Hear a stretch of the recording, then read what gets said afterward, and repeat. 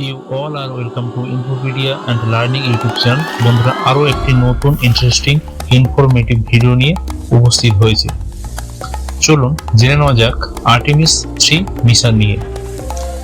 মহাকাশ বিজ্ঞানের আরো এক স্বর্ণযুগের অধ্যায়, যেখানে প্রায় 50 বছরের বেশি সময় পর মানুষ আবারও চাঁদের মাটিতে পা রাখতে চলেছে। অ্যাপোলো মিশনের সাফল্যের পর নাসার লক্ষ্য এখন আরো বড়। আজ আমরা কথা বলবো নাসার ঐতিহাসিক আর্টেমিস 3 মিশন নিয়ে। আর্টেমিস 3 হলো নাসার আর্টেমিস প্রোগ্রামের প্রথম ল্যান্ডিং মিশন।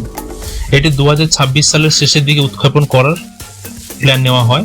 এই মিশনের বিশেষত্ব রয়েছে, প্রথমবারের মতো কোনো মহিলা এবং কৃষ্ণাঙ্গ মহাকাশচারী চাঁদের মাটিতে অবতরণ করবেন। অ্যাপোলো মিশনগুলির মতোই চাঁদের বিষুবরেখার কাছাকাছি অবতরণ করেছিল, কিন্তু আর্টেমিস 3 গন্তব্য হলো চাঁদের দক্ষিণ মেরু। কেন? কারণ এই জায়গাটি এতই গুরুত্বপূর্ণ কারণ বিজ্ঞানীরা মনে করেন এখানকার স্থায়ী অন্ধকার গহ্বরগুলো বরফের আকারে জল জমা আছে, যা ভবিষ্যতে মঙ্গল অভিযানের জন্য জ্বালানি কিংবা অক্সিজেন তৈরিতে সাহায্য করবে।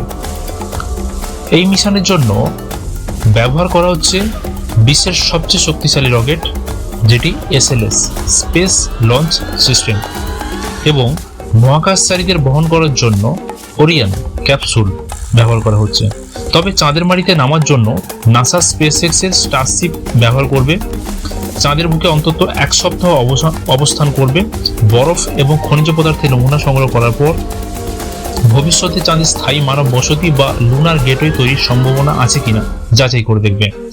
আর্টেমিস 3 কেবল একটি মিশন নয়, এটি একটি গভীর মহাকাশ গবেষণার একটি নতুন অধ্যায়। এটি আমাদের শেখাবে কিভাবে অন্য গ্রহে টিকে থাকতে হয়। আমরা কি পারবো আবার চাঁদের ধুলায় আমাদের পায়ের ছাপ রাখতে? উত্তর দেবে সময়।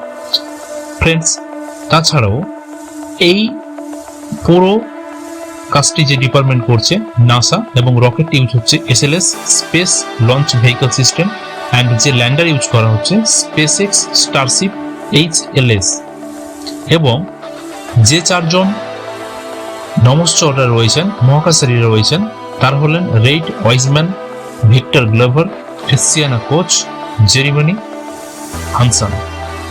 ইন্টারেস্টিং ফ্যাক্ট হলো ক্রিশ্চিয়ানা কোচ হবেন প্রথম নারী যিনি এত দূরে যাচ্ছেন। জেরেমি হানসেন হবেন প্রথম নন আমেরিকান লুনার অ্যাস্ট্রোনট। ফ্রেন্ডস, এই ছিল আজকের ইনফরমেশন।